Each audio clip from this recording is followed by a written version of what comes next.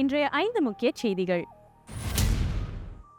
இதற்கு முன் இல்லாத அளவாக சாங்கி விமான நிலையம் கடந்த 2025ஆம் ஆண்டில் 69.98 மில்லியன் பயணிகளுக்கு சேவை வழங்கியது. அப்பயணிகளில் சீனா, இந்தோனேஷியா, மலேசியா ஆகிய நாடுகளைச் சேர்ந்தவர்களே அதிகம். இந்த தகவலை சாங்கி விமான நிலைய குழுமம் இன்று வெளியிட்டது. 2019ஆம் ஆண்டில் சாங்கி விமான நிலையம் 68.3 மில்லியன் பயணிகளை கையாண்டிருந்ததே முன்னைய சாதனை. உலகின் தலைசிறந்த விமான நிறுவனமாக சிங்கப்பூர் ஏர்லைன்ஸ் அறிவிக்கப்பட்டுள்ளது.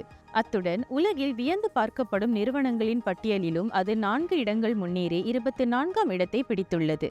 ஃபார்ச்சூன் சஞ்சிகை அந்த தரவரிசை பட்டியலை வெளியிட்டுள்ளது.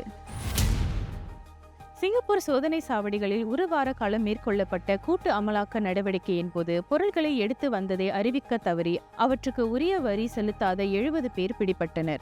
சிங்கப்பூர் காவல்துறை, குடிநுழைவு, சோதனைச் சாவடிகள் ஆணையம், சிங்கப்பூர் சுங்கத்துறை ஆகியவை இணைந்து அந்த நடவடிக்கைகளை மேற்கொண்டன. ஆஸ்திரேலியாவின் நியூ சவுத் வேல்ஸ் மாநிலம் லேக் கார்கெலிகோ நகரில் இன்று நடந்த துப்பாக்கிச் சூட்டில் 3 பேர் கொல்லப்பட்டனர். குடும்ப சண்டை காரணமாக அது நேர்ந்திருக்கலாம் என சந்தேகிக்கப்படுகிறது. துப்பாக்கிச்சூடு நடத்தியவரை காவல்துறையினர் தேடி வருகின்றனர். சிங்கப்பூரில் அரசாங்க அதிகாரி போல் ஆள்மாறாட்டம் செய்ததாக 4 மலேசியர்கள் மீது நீதிமன்றத்தில் நேற்று குற்றம் சாட்டப்பட்டது. அந்நால்வரும் வெவ்வேறு மோசடி சம்பவங்களில் ஈடுபட்டதாக சந்தேகிக்கப்படுகிறது. அதில் ஒரு மோசடியில் பாதிக்கப்பட்ட ஒருவர் 1 மில்லியன் வெள்ளிக்கு மேல் பணத்தை இழந்தார். இது போன்ற செய்திகளை உடனுக்குடன் தெரிந்து கொள்ள தமிழ் முரசுடன் தொடர்ந்து இணைந்திருங்கள். தமிழ் முரசுக்காக காமினி அஸ்வித்.